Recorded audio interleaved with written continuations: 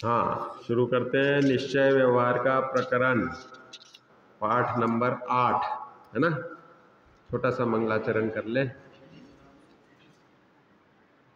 ओम ह्रीमरम परम पद इष्ट हृदय अवतार अगे अपराध क्षमावाणी नमो जिनवाणी सुखकार। निश्चय और व्यवहार का प्रकरण पंडित टोडरमल जी का व्यक्तित्व कर्तृत्व के आधार से, मतलब उनके मोक्ष मार्ग प्रकाशक के 7वें अधिकार पे ये प्रकरण लिखा गया है। पंडित टोडरमल जी को जानते हो आप? कहाँ के थे? क्या किया उन्होंने? इसको सही करो, आवाज ऐसी आएगी तो कैसे चलेगा। मोक्ष मार्ग प्रकाशक लिखा, और मोक्ष मार्ग प्रकाशक में जो प्रश्नोत्तर शैली से या शिष्य गुरु की पद्धति से बहुत सारा विवरण दिया, उसमें भी 7वां अधिकार में जैन मिथ्या दृष्टियों का, जैन धर्म में भी जो तत्व ज्ञान के बिना आचरण और रहने करने की पद्धति में प्रवृत्ति होती है, उसका बहुत सारा विवेचन उन्होंने उसमें दिया है। तो इस तरह से पंडित टोडरमल जी ने 7वां अधिकार जो लिखा वो निश्चय व्यवहार के इसमें बहुत विश्लेषणात्मक रूप से लिखा है। निश्चयाभासी, उभयाभासी और व्यवहाराभासी, इनका प्रकरण लिखा ना, उस समय निश्चय व्यवहार का काफ़ी डिटेल में विवरण दिया है। तो देखो, इनके माता पिता का नाम दिया है, रंभाभाई माँ और जोगी दास जी पिता, और खंडेलवाल गोत्र था इनका। विवाहित थे, इनके 2 बच्चे थे, हरिश्चंद्र और गुमानी राम। और गुमानी राम बहुत प्रभावशाली थे, और उनका इतना यश था कि उनके नाम से गुमान पंथी नाम से मंदिर चलता था, जिसमें पूरी 13 पंथ की शुद्ध क्रियाएं, खड़े होकर ही पूजन करना, बैठ के नहीं करना, और अनेक प्रकार की विनय की मर्यादाएं जो रहती थी वो चलती थी। गुमानपंथी मंदिर एक बुद्धजन जी वाला मंदिर है, उधर हम जहाँ पे हम सर्विस करते थे ना, दिगंबर जैन औषधालय, उसके आगे की गली में ही है, वह गुमानपंथी मंदिर माना जाता है। और एक जोरी बाजार में भी शायद 2 मंदिर हैं जो गुमानपंथी नाम से ही प्रसिद्ध है। तो गुमानी राम बहुत प्रतिभाशाली थे, क्रांतिकारी थे, लिखा ना इसमें। और समाधि वाली चिट्ठी है ना, समाधि मरण का इन्होंने एक विवेचन लिखा था गुमानी राम जी ने, वह कहीं कहीं पे पूरा छपता है, इस रूप में समझना। अब इसमें टोडरमल जी की आयु के संबंध में थोड़ा सा एक बताया है कि 27 वर्ष की मानी जाती है। पहले मानते थे, लेकिन इन्होंने हुकुमचंद भारिल ने जो पीएचडी की, तो उन्होंने वह उसमें जो शोध खोज करके स्पष्ट किया ग्रंथों के आधार से कि उनकी आयु 47 वर्ष की रही। तो इसलिए उनका जन्म जो विक्रम संवत 1776-77 बताया है, तो मृत्यु तिथि 1823-24 है। ठीक है। अब मरण प्रसंग इसमें नहीं लिखा। मरण प्रसंग के बारे में ऐसा है कि वहाँ पर जो था, माधव सिंह नाम का राजा था जो कमज़ोर था। कमज़ोर राजा उसको बोलते कि जो होशियार नहीं है। तो उसके दीवान होते थे, दीवान मतलब मंत्री जैसे। तो उसमें एक श्याम सिंह दीवान था, वह टोडरमल जी और जैन धर्म के प्रति ईर्ष्या भाव रखता था। तो इस तरह से षड्यंत्र रचा गया कि टोडरमल जी के पाखाने में पीतल की शिव पिंडी छुपा दी गई, और कहा कि ये टोडरमल जी मोक्षमार्ग प्रकाशक आदि में तो लिखते ही है, 5वें अधिकार में जैसे विपरीत लिखा, उस समय छपा नहीं होगा, वो तो लिख रहे होंगे, लेकिन प्रवचन करते थे ना, व्याख्यान करते थे वहाँ पे। जोरी बाजार में 13 पंथी मंदिर अभी भी है, जिसमें टोडरमल जी साहब का व्याख्यान होता था। तो इनकी शैली बहुत प्रभावशाली थी। तो वो उसमें गृहीत मिथ्यात्व का जब कोई प्रसंग बनता होगा तो उसमें जोरदार खंडन करते थे। जैसे स्वामी जी ने भी बहुत स्पष्ट कठोर शब्दों में बोला ना कि श्वेतांबर मत पाखंड है, उनके कल्पित सूत्र हैं जो भगवती सूत्र नाम से देते हैं। इस तरह से जो वो स्पष्ट बोलने की पद्धति है वो वेद विज्ञानियों में रहती है। तो इसके कारण वह अन्य मत के उनसे द्वेष रखते थे। तो श्याम सिंह दीवान ने वह शिव पिंडी का प्रसंग बनाया और आरोप लगाया कि ये धर्म में विद्वेष फैलाते हैं तो इस तरह फूट डालने का काम करते हैं। तो राजा के कान भर के उनको गिरफ्तार करा दिया और उनके ऊपर वह आरोप लगा कि इनने धर्म में द्वेष डालने का काम किया है, तो हाथी के नीचे कुचलवाने देने का राजा ने फरमान जारी कर दिया। तो फिर क्या हुआ कि जब हाथी को कुचलवा दिया तो उस समय वो समता रखी, उनने चारों प्रकार के आहार त्याग दिए, ज्ञाता दृष्टा रूप सहज नमोकार मंत्र का करना, हाथी पैर नहीं रखे। तो बोले कि वो महावत मारे उसको। फिर वो जो शंख वो रहता है ना, अंकुश, तो टोडरमल जी सहज उसमें संबोधन दिया, संबोधन कि भाई उनके तो भाव थे सहज, तो टोडरमल जी खुद ही लेट गए तो हाथी ऊपर से फिर निकला। तो बस वो पिच्च होकर के आयु अंत का होना ही था। तो इस तरह उनका अंत हो गया। फिर राजा को बाद में बाकी दीवान थे, उन्होंने बताया कि भाई ऐसा नहीं था, इन्होंने श्याम सिंह ने ये षड्यंत्र रचा था और खुद नहीं रख पाई थी। वो श्याम सिंह दीवान को फिर निकाल दिया, देश से निकाल दिया था। और फिर उन्होंने राघव सिंह ने बोला राजकोष से, क्योंकि उस समय जब हुआ तो जैन मंदिरों को लूट लिया गया। तो फिर उस बोले कि आपका जो नुकसान हुआ है तो वो आप राजकोष से लेके और मंदिर निर्माण कर लो, बना लो जैसा करना है। तो उस समय पे फिर अनेक मंदिरों का निर्माण हुआ और इस तरह से वह घटना हुई थी। तो उस समय भी टोडरमल जी तो समता भाव से रहे थे। इस प्रकार से यहाँ पर बातें बताई है। और फिर इनके जो अध्ययन के बारे में लिखा है, तो इसमें पहले अध्याय में ही देते हैं टोडरमल जी साहब मोक्ष मार्ग प्रकाशक में कि इन्होंने समय सार, पंचास्तिकाय, प्रवचन सार, नियम सार, गोमठ सार, ऐसे सभी अधिकांश ग्रंथ, लब्धि सार, त्रिलोक सार, तत्वार सूत्र, चारों अनियोगों के लिखे इन्होंने कि भाई हमने सपनासार, पुरुषार्थ सिद्धियोपाय, अष्टपाउड़, आत्मानुशासन और श्रावक मुनि के आचार रूप अनेक शास्त्र, सुष्ठु कथा सहित पुराण आदि शास्त्र, ये सब का अभ्यास किया है। चारों नियोग के ज्ञाता थे, अच्छा अभ्यास था इनका। धवला अधिक प्राप्त करने के लिए यत्न किया था इन्होंने। तो कुछ लोग गए थे यहाँ से साउथ में, बैलगाड़ी का जमाना था उस समय, या घोड़े पे आदि पे जाने का जमाना था। तो उस रूप में पहुँचते पहुँचते कुछ वर्ष तक हो गए और फिर लेकिन फिर भी इन्हें वह धवला आदि ग्रंथ देखने का मौका नहीं बन पाया, ऐसा उल्लेख मिलता है। और बाकी सब इतने सारे ग्रंथों को इन्होंने पढ़ा था और इन्होंने छोटी बड़ी 12 रचनाएं लिखी और करीब 1 लाख श्लोक प्रमाण, 5000 पृष्ठ के करीब उसकी वह संख्या बनती है। 32 अक्षरों का एक श्लोक बनता है ना, तो इस रूप में वो उनका साहित्य 1 लाख श्लोक प्रमाण है। इस प्रकार से जानना। और फिर उनकी रचनाओं के नाम भी दिए हैं। रहस्यपूर्ण चिट्ठी, क्या थी रहस्यपूर्ण चिट्ठी?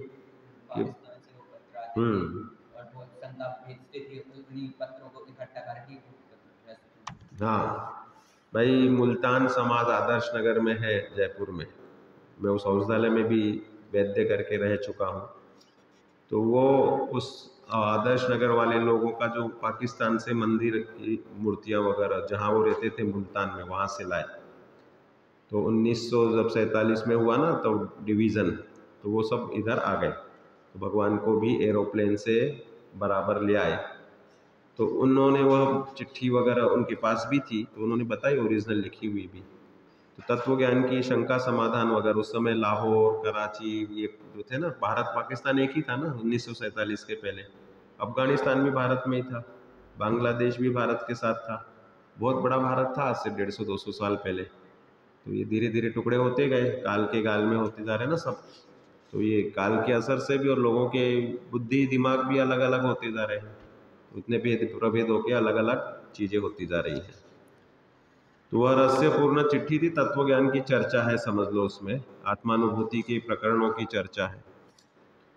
गोमठ सार, जीव कांड और कर्मकांड की टीका, अर्थ संदृष्टि, लब्धि सार, सपना सार, इन सबकी मिला के सम्यक ज्ञान चंद्रिका बनी। गोमठ सार पूजा, त्रिलोक सार भाषा टीका, समो शरण रचना वर्णन, मोक्ष मार्ग प्रकाशक अपूर्ण और आत्मानुशासन भाषा टीका, और पुरुषार्थ सिद्धि उपाय टीका। पुरुषार्थ सिद्धि उपाय टीका भी अधूरी रह गई, उसके आगे की फिर दौलत राम जी ने कंप्लीट की।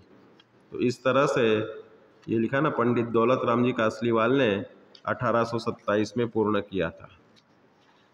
तो पंडित टोडरमल जी की शैली अच्छी रही, खूब मौलिक था चिंतन और ढूंढारी भाषा थी उस ज़माने की, उसमें उन्होंने वो टीकाएँ लिखी थी। और इसका जो पीएचडी इन्होंने की है दादा हुकुमचंद भारिल साहब ने, वह पंडित टोडरमल व्यक्तित्व कर्तृत्व में मिल जाती है, उसमें सब डिटेल उन्होंने लिखा है। ठीक है, तो इनके 7वें अधिकार में यह निश्चय व्यवहार का अंश यहाँ पर काल्पनिक संवाद बना करके, गुमानी राम जी टोडरमल जी के बेटे थे, बाप बेटे का संवाद यहाँ बनाया है। तो इसमें ये सब दिया है कि भाई रत्नत्रय से मुक्ति का मार्ग पिछले अध्याय में हो गया ना अपना। मुक्ति का मार्ग क्या है? सम्यक दर्शन, सम्यक ज्ञान, सम्यक चारित्र, एकता कर दी। तो कह रहे हैं कि भाई यह मुक्ति का मार्ग है, तो मोक्ष मार्ग क्या एक ही है या दो है?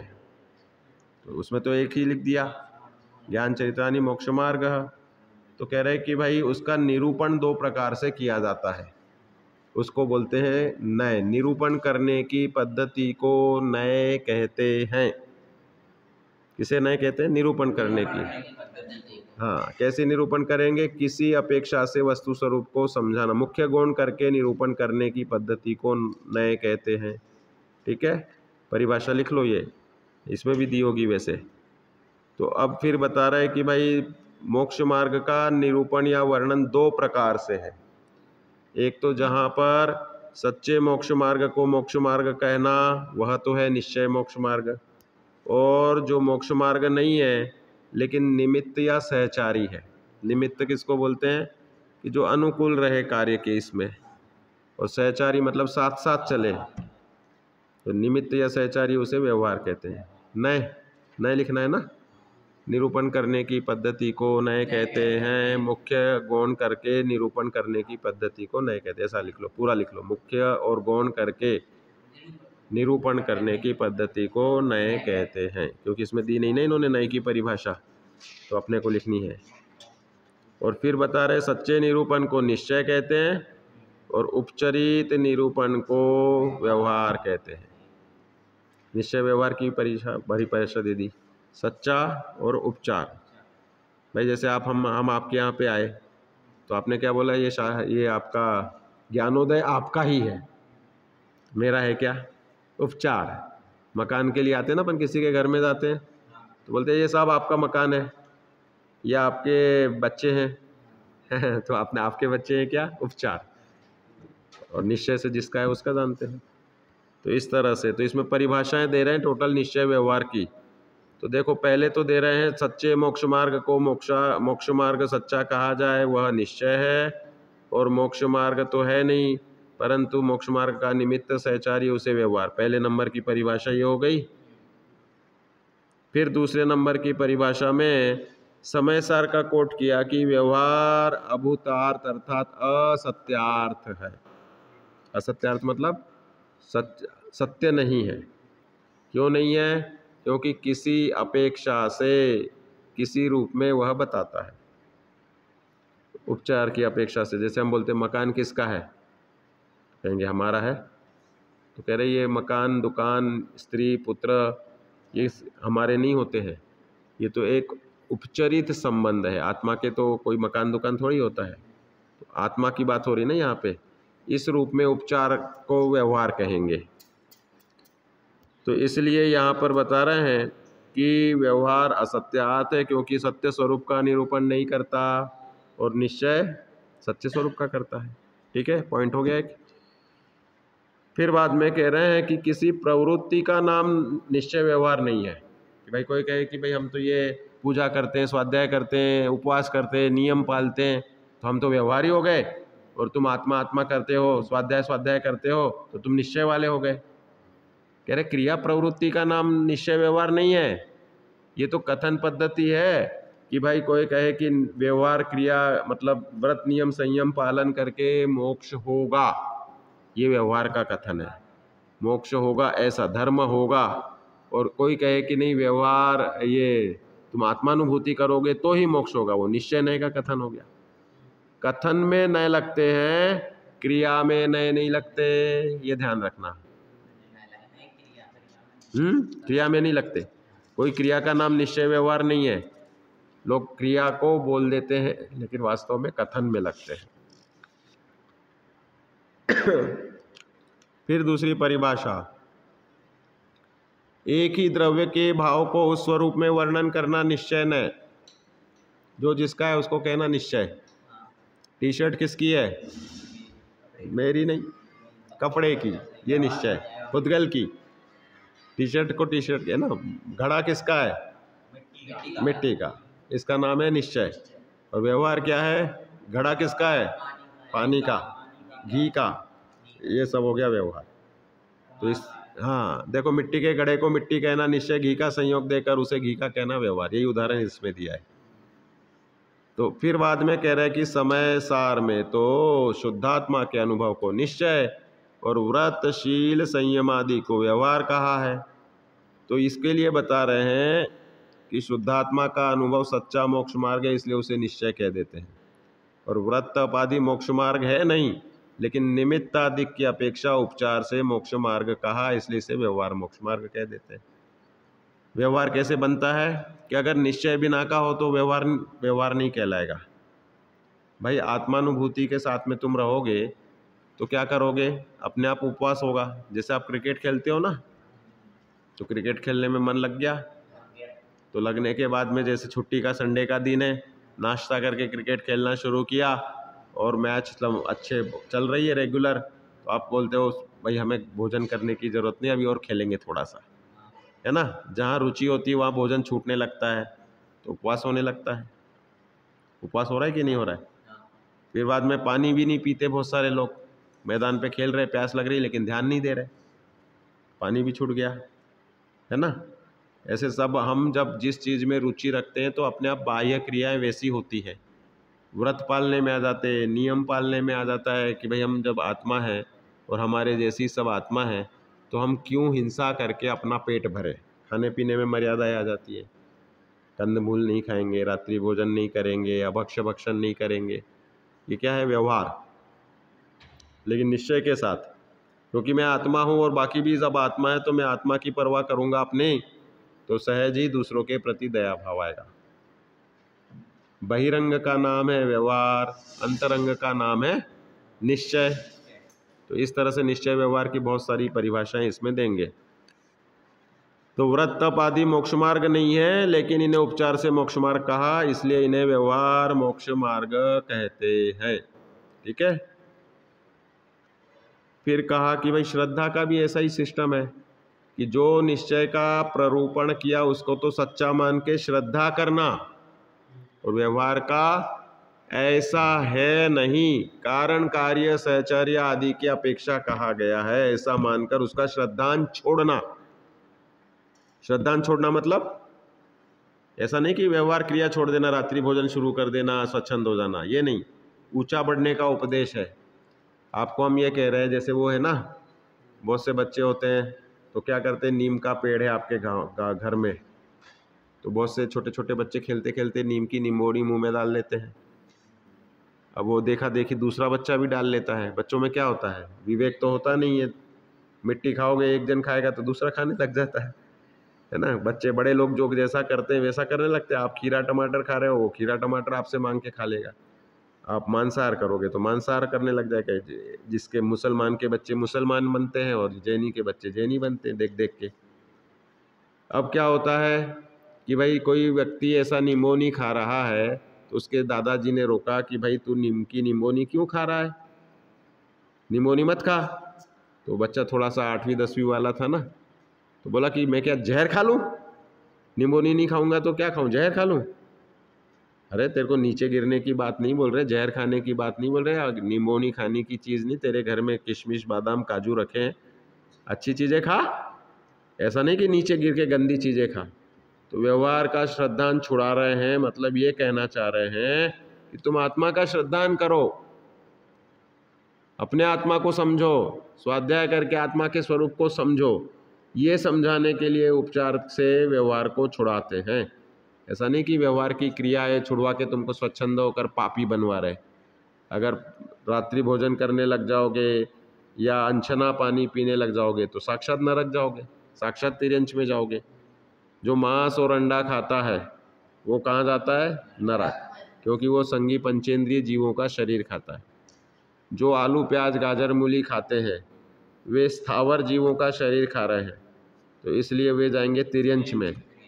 और जो इनको पाल के भाई मैं अब कंदमूल भी नहीं खाऊंगा और मांसाहार भी नहीं खाऊंगा, तो उसने थोड़ा सा संयम किया ना, तो उससे वो जाएगा स्वर्ग में या मनुष्य में जाएगा। मनुष्य और स्वर्ग अच्छी चीज़ें हैं। तो इस रूप में जो जैसा पाप पुण्य करेगा, तो व्यवहार व्यवहार है ये सब, कि हमने सब रात्रि भोजन छोड़ दिया, हम मांसाहार नहीं करते, कंदमूल नहीं खाते, अमर्यादित भोजन छोड़ देंगे, धीरे धीरे और भूमिका बनाते जाओगे तो पुण्य की भूमिका आती जाएगी, तो आपके लिए स्वर्ग के रिजर्वेशन होते जाएंगे, है कि नहीं? तो इसलिए व्यवहार ने ऐसे जो कहा वो मोक्ष मार्ग नहीं है, लेकिन उसके बिना रह भी नहीं सकते। भाई पंचम काल में मोक्ष होता है क्या? कौन से गुणस्थान तक जा सकते हैं? पंचम काल में मुनि अवस्था आ सकती है, छठवें सातवें गुणस्थान का हमारा गमनागमन हो सकता है। अब हमने क्या किया है, हम चौथे गुणस्थान में आके अगर अविरति रह रहे तो भी सही नहीं है, पहले गुणस्थान वाले हैं तो फिर तो बात ही बेकार है। तो पुरुषार्थ करके अपने आप को ज्ञायक स्वभाव मानना, तो निश्चय धर्म का अंश प्रकट होगा और उचित व्यवहार रहेगा, अन्याय अनीति अभक्ष छूट जाएगी। तो आपको आगे समोशरण मिलेंगे, तीर्थंकर मिलेंगे, कोई सूक्ष्म भूल होगी तो छूट जाएगी। सम्यक दर्शन यहाँ ले चुके हो शैव शमिक, तो वहाँ शायिक कर लेना। इस रूप में हमें तीर्थंकर का समागम मिल जाएगा। इसलिए सम्यक दर्शन प्राप्त करना, निश्चय का श्रद्धान करना जरूरी है। ठीक है। फिर बता रहे हैं कि जिस द्रव्य की प्रवृत्ति में नय नहीं है, हमने पता है ना, क्रिया का नाम नहीं है नय, तो निश्चय का निश्चय रूप, व्यवहार का व्यवहार का रूप श्रद्धान रखना। जिस द्रव्य की परिणति को उसी की कहना सो निश्चय नय है, चौथे नंबर की परिभाषा आ गई है। जिस द्रव्य की परिणति उसको उसकी कहना सो निश्चय, और दूसरे की कहना व्यवहार। तो कैसे करते हैं अपन कि भाई किसी ने उपवास किया, दया पाली, तो हम क्या बोलते हैं कि भाई तुमने धर्म कर दिया। तो कह रहे कि आत्मा की परिणति है, उपवास करना, धर्म करना, ये तो शरीर की क्रिया है, तो शरीर पे क्रिया को आत्मा पे उपचरित किया जाता है, तो वह व्यवहार हो गया। और तुम अपने ज्ञायक स्वभाव में रह रहे हैं और साथ में आपने आहार आदि छोड़ दिया, तो निश्चय हो गया। आत्मा की परिणति तो उपयोग को संभाल के आत्मा में लगाना है, तो वो निश्चय है। और आत्मा की परिणति शरीर की क्रिया की नहीं है, इसलिए वह शरीर के व्यवहार के उपवास संयम नियम को, उस द्रव्य की परिणति को धर्म कहना, वह व्यवहार है, उपचार है। फिर बाद में बता रहे अगली परिभाषा, व्यवहार ने स्वद्रव्य परद्रव्य को, उनके भावों को, कारण कार्यादि को किसी में मिलाकर निरूपण करता है। ऐसे श्रद्धान से मिथ्यात्व होता है और इसलिए व्यवहार ने त्याग करने योग्य है। पहले छोड़ने योग्य बता दिया, अब त्याग करने योग्य बता दिया, क्योंकि किसी को किसी में मिला के बताता है। आत्मा की क्रिया को शरीर में मिला के बताएगा, शरीर की क्रिया से आत्मा की क्रिया को बता के प्रतिपादित करेगा। तो इसलिए कह रहे ऐसे श्रद्धान से तो मिथ्यात्व हो जाएगा, व्यवहारने से मिथ्यात्व हो जाएगा। कह रहे भाई वैसा उल्टा श्रद्धान कर लोगे और सर्वथा मान लोगे तो किसी अपेक्षा से ठीक है। जब तक तुम आत्मा में नहीं रह पा रहे तो दयादान शील व्रत तो करना ही पड़ेगा, लेकिन दयादान शील व्रत से मोक्ष नहीं होता, स्वर्गाधिक मिलते हैं, पुण्य होता है। ठीक है ना। धर्म और पुण्य में अंतर मालूम क्या है? धर्म तो कहते हैं वीतरागता को, कि भाई धर्म क्या है, आत्मानुभूति तो धर्म है, लेकिन नहीं हो पा रहा है तो क्या करना, पूजन पाठ करो, स्वाध्याय करो, धर्म ध्यान करो, व्यवहार में रहो और श्रद्धान में ऐसा मानो कि भाई एक धर्म नहीं है, भूमिका है शुभ भाव की और मेरे को तो आत्मा का अनुभव करना है। ठीक है। तो इस तरह से यहाँ पर बता रहे कि इसलिए निश्चय का, व्यवहार का श्रद्धान छोड़ना, निश्चय का श्रद्धान करना, ये बात बताई। फिर कह रहे हैं कि जहाँ निश्चय नय का कथन हो वहाँ सत्यार्थ ऐसे ही है, ऐसा मानना, और व्यवहार नय का कथन हो तो ऐसा मानना कि भाई कारण कार्यादिक की अपेक्षा से बताया, लेकिन ऐसा है नहीं। ठीक है, ये बात अपन पहले ही समझ चुके। फिर कह रहे हैं कि व्यवहार को हे कहते हो, बार बार असत्यार्थ कह रहे हो, तो लोग छोड़ देंगे व्रत नियम संयम वगैरह। तो पहले ही बता दिया कि ये बाह्य क्रियाओं का नाम व्यवहार नहीं है, इनको मोक्ष मार्ग मानना छोड़ दो। हम इनको छोड़ के अगर जाओगे तो हिंसादिक रूप करोगे तो और भी बुरा हो जाएगा। इसलिए व्यवहार का छोड़ने का उपदेश नहीं है, व्यवहार क्रिया को छोड़ने का उपदेश नहीं है, उनको मोक्ष मार्ग मानना, धर्म मानना छोड़ने का उपदेश है। ठीक है ना, समझ में आ रहा है? भाई लोग धर्म मान लेते हैं कि ऐसे ही मोक्ष हो जाएगा, सिद्ध सिद्ध जपेंगे, अनंत अनंत जपेंगे, पूजन पाठ करेंगे, मोक्ष हो जाएगा। सभी जमाना इसी का है ना अपना, कि भाई मंदिर जाओ, पूजा करो, मोक्ष हो जाएगा। तो ये व्यवहार से हो गया। लेकिन कह रहे हैं कि नहीं भाई, मंदिर जाओ, पूजा करो, अनंत को समझो, अपने आत्मा को समझो, तो मोक्ष होगा। तो निश्चय बिना मोक्ष नहीं होता। फिर कह रहे हैं कि व्यवहार बताया ही क्यों साहब, डायरेक्ट निश्चय ही बता देते। तो उदाहरण दिया म्लेंच भाषा का। जिस प्रकार म्लेंच को म्लेंच भाषा के बिना नहीं समझाया जा सकता, उसी तरह व्यवहार बिना निश्चय का उपदेश नहीं होता। भाई जैसे आपको हिंदी आती है, तुमच्यामध्ये मराठी कुणी पण नाही ना, तर मी मराठीत इथं बोलतो तर तुम्हाला समजतंय का? कुछ कुछ समझा तभी ना उत्तर दे दिया, है ना। तो जो भाषा हमें नहीं आती, उस भाषा में हम कुछ बोले तो समझ में नहीं आए, ऐसी म्लेंच भाषा का उदाहरण दिया कि हमें व्यवहार का ही अभ्यास है साहब।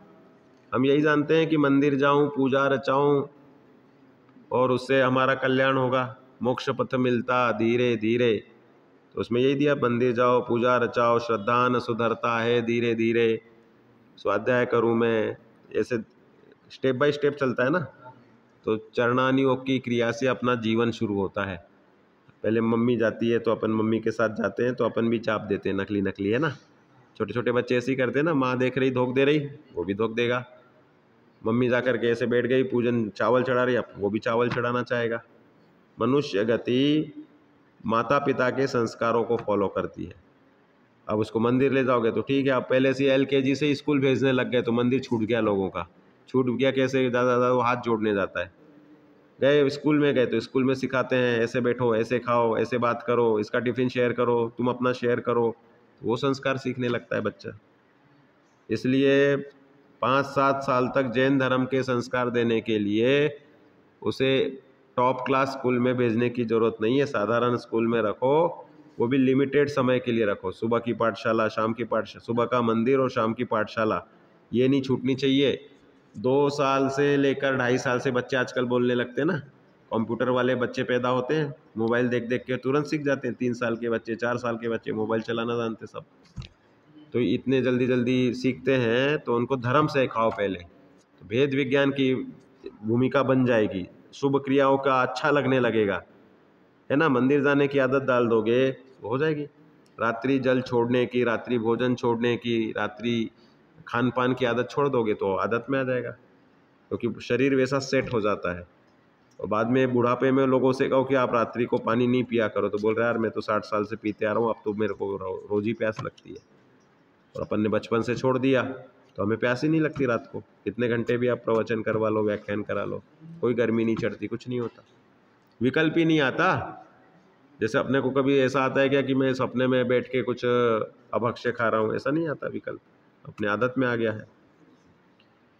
तो इस तरह से यहाँ पर ये म्लेंछ भाषा के बिना उसे ज्ञान नहीं होता, इसलिए व्यवहार का प्रतिपादन किया है, परमार्थ का प्रतिपादक होने से व्यवहार को समझाया है। फिर कह रहे व्यवहार निश्चय का प्रतिपादक कैसे है, खुद ही प्रश्न दे दिया, पढ़ो अब इसका उत्तर पढ़ो। हाँ, जैसे हिमालय पर्वत से निकलकर बंगाल की खाड़ी में गिरने वाली सैकड़ों मील लंबी गंगा की लंबाई को तो क्या चौड़ाई को भी आंख से नहीं देखा जा सकता है, अतः उसकी लंबाई और चौड़ाई और बहाव के मोड़ों को जानने के लिए हमें नक्शे का सहारा लेना पड़ता है। नक्शा जानते हो? Map, Google maps. Google maps तो रोड बताता है, जगह बताता है।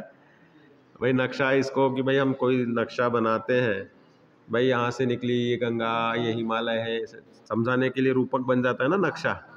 इस रूप में व्यवहार नए को भी निश्चय समझाने के लिए बताएंगे, पढ़ो। पर जो गंगा नक्शे में है वह वास्तविक नहीं है, उससे तो मात्र गंगा को समझा जा सकता है, उससे कोई पथिक प्यास नहीं बुझा सकता है। कोई कहेगा ये नदी बताई साहब आपने, नक्शे में गंगा नदी बता दी कागज पे, मुझे एक गिलास पानी निकाल दो भाई, इतनी लंबी चौड़ी नदी बता रहे आप, निकल सकता है क्या? ऐसे ही व्यवहार से हम बता रहे हैं कि तुम ये शुभ क्रिया कर लो, व्रत पाल लो, स्वाध्याय कर लो अपने, लेकिन जब तक आत्मा में एकाग्र नहीं होगे, निश्चय नहीं पालोगे तो काम नहीं होगा। भाई आत्मानुभूति से मोक्ष प्राप्ति होती है। अपन ने सम्यक दर्शन, सम्यक ज्ञान, सम्यक चारित्र की वो पढ़ ली और उसमें भी समझ लिया कि निश्चय और व्यवहार से है, तो कथन बाहिरंग रूप से व्यवहार से किया जाता है, अंतरंग रूप से निश्चय किया जाता है। सच्चा कथन निश्चय है, वो उस रूप करना है। आगे प्यास बुझाने के लिए असली गंगा के किनारे ही जाना होगा। उसी प्रकार व्यवहार द्वारा कथित वचन नक्शे की गंगा के समान है, उनसे समझा जा सकता है और उसके आश्रय से आत्मानुभूति प्राप्त नहीं की जा सकती। आत्मानुभूति प्राप्त करने के लिए तो निश्चय नय के विषयभूत शुद्धात्मा का ही आश्रय लेना आवश्यक है। अतः व्यवहार नय तो मात्र जानने समझने के लिए प्रयोजनवान है। व्यवहार नय सिर्फ समझने के लिए है, निश्चय को समझाने के लिए व्यवहार की जरूरत पड़ती है। भेद कर करके समझाया जाता है, क्योंकि हमें अनादि से ही समझ में आता है ना। किसी को बोलो आत्मा, तो आत्मा हो गया निश्चय। अब उसका आप समझाओगे नहीं तो कैसे चलेगा? हम बोलेंगे जो जानता देखता है उसे आत्मा कहते हैं, जो श्रद्धा करता है उसे आत्मा कहते हैं। इस रूप में अभेद वस्तु सो निश्चय और भेद सो व्यवहार, ये भी परिभाषा है। तो इस रूप में भेद भेद कर करके समझाते हैं, उसे व्यवहार नय कहते हैं, और अभेद को समझाने वाला निश्चय नय है। तो निश्चय उपचरित है, असत्यार्थ है, निमित्त कारण कार्य सहचर्य आदि की अपेक्षा होता है, इसलिए निश्चय नय का माना हुआ सच्चा नहीं है व्यवहार नय का, और निश्चय नय का माना हुआ सच्चा है, क्योंकि वो आत्मवस्तु का यथार्थ स्वरूप बताता है। समझ में आया? निश्चय व्यवहार का स्वरूप समझ में आया? तो बताओ भाई, निश्चय नय किसे कहते हैं और व्यवहार नय किसे कहते हैं? उसकी परिभाषाएं दी ना 4-5, इसमें देख करके बताओ कौन सी परिभाषाएं हो गई। एक एक बताओ, एक एक पहले देख लो, सब शुरू से देख लो। निश्चय किसे कहना, व्यवहार किसे कहना, परिभाषा दी ना? बताओ क्या परिभाषा दी, कौन सी आ गई पहले नंबर की? पेज नंबर 32 पे देख लो। तो सबसे पहले कौन सी परिभाषा आई? पहले तो मोक्ष मार्ग बता दिया, और फिर बाद में उसके नीचे ही दी ना, क्या दी? सच्चे निरूपण को, हाँ पहली परिभाषा हो गई, ठीक है। फिर बाद में कह रहे हैं, फिर बताओ कौन सी आ रही है दूसरी परिभाषा? हाँ कौन सी? एक ही द्रव्य के भाव को उस स्वरूप में ही वर्णन करना निश्चय नय है। सही। और उपचार से उस द्रव्य के भाव को अन्य द्रव्य के भाव स्वरूप वर्णन करना व्यवहार। बराबर है, 2 हो गई। हाँ हाँ हाँ, फिर जिस द्रव्य की प्रेरणा थी उसको उसी के कहने को निश्चय और उसी से होने वाले द्रव्य के कहने वाला व्यवहार। हाँ, ये कितने नंबर के हो गए? चौथा नंबर हो गया ना ये। हाँ, फिर और उसके आगे कहाँ पे आ गए?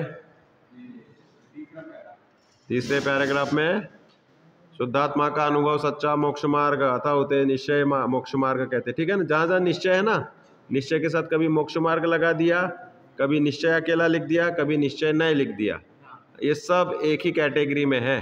तो आपको टोटल इसमें 5 या 7 परिभाषाएं निश्चय की मिल रही है ना। 5 हो गई ना अभी। और फिर आगे देखो और भी है क्या आगे? ये दिया ना निरूपण करता है, ये तो इसका स्वरूप बता दिया। बस ये 5 ही परिभाषा है। आगे तो फिर इसकी समीक्षा है कि भाई व्यवहार नय की श्रद्धा करना कि निश्चय की श्रद्धा करना। बताओ भाई, ये दिया ना प्रश्न गुमानी राम जी ने, तो उसमें वो उत्तर दिया, वो समझ लो आप, मतलब इसके प्रश्न इसी में दिए हैं। फिर बाद में नीचे जाओ तो उसमें कहा कि भाई व्यवहार को हे कहेंगे तो लोग व्रतशील संयम छोड़ देंगे, तो कह रहे कि भाई क्रिया को छोड़ देने का अगर तुम करोगे तो फिर नरक निगोच जाओगे, अगर छोड़ दोगे तो उसको मोक्ष मार्ग मानना छोड़ दो, इतना सा बता रहे हैं, ठीक है। और फिर म्लेच्छ व्यवहार नय का कथन क्यों किया गया है, तो आपको म्लेच्छ भाषा का बताना है। म्लेच्छ समझते हो? म्लेच्छ वो जो आर्य नहीं है, आर्य और म्लेच्छ 2 भेद होते हैं। अपन आर्य खंड में रहते हैं, आर्य खंड में संस्कार रहते हैं कि भाई हम श्रावकाचार पालेंगे, अष्टमूल गुण पालेंगे, सच्चा अच्छा जीवन जिएंगे। और म्लेच्छ उसे बोलते हैं कि हम तो कुछ भी खा लेंगे, सब पेट भरना है। जैसे चीन वगैरह में खाते ना, कुछ भी खा जाते, कॉकरोच खा जाते, मेंढक खा जाते, मतलब XYZ सब खा जाते वो। और बाकी कंट्रीज़ में भी मांसाहार वगैरह की मुख्यता है। भारत में भी बहुत से केरला वेरला में 97% मांसाहारी हो गए हैं। तो सिर्फ 4 राज्य है ना जो अपना, राजस्थान है, गुजरात है, मध्य प्रदेश है और उत्तर प्रदेश और महाराष्ट्र, 5। इन 5 राज्यों में शाकाहारियों का रेशो है। बाकी भारत के भी सभी देशों राज्यों में मांसाहार का बोलबाला हो गया है। तो इस रूप में म्लेच्छवत आचरण पंचम काल में चलता है। म्लेच्छ जीव जो है वो तिर्यंच और नरक गति में ही जाके जन्म लेते हैं, इस रूप में उनकी परिणति होती है। इसलिए ये जैन धर्म मिला है बहुत मुश्किल से, दुर्लभता से है। वो भी अपने को ऐसे लाइन में मिला है कि जिस समय पे ये बाउंड्री लाइन पे है, मतलब पीक पॉइंट नहीं है जैन धर्म का। जैन धर्म यहाँ पे बहुत छोटा मोटा अंश में रह गया है। अब उसमें भी अगर अपन अपना समय इन विषय भोगों में, पढ़ाई लिखाई में, कमाने धमाने में खो देंगे, वेद विज्ञान में नहीं करेंगे, तो अपना उदय पाप का कहलाएगा। इसलिए अपने को भेद विज्ञान करके ज्ञाता दृष्टा रहना, यह प्रकट कर लेना चाहिए। और फिर संसार में रहो तो उसमें अपनी जो परिणति है रंजायमान नहीं होगी, तो मोक्ष मार्ग हो जाएगा। ठीक है, प्रश्न देख लेना, कुछ पूछना हो तो कल शुरू में पूछ लेना। बोलो महावीर भगवान की जय।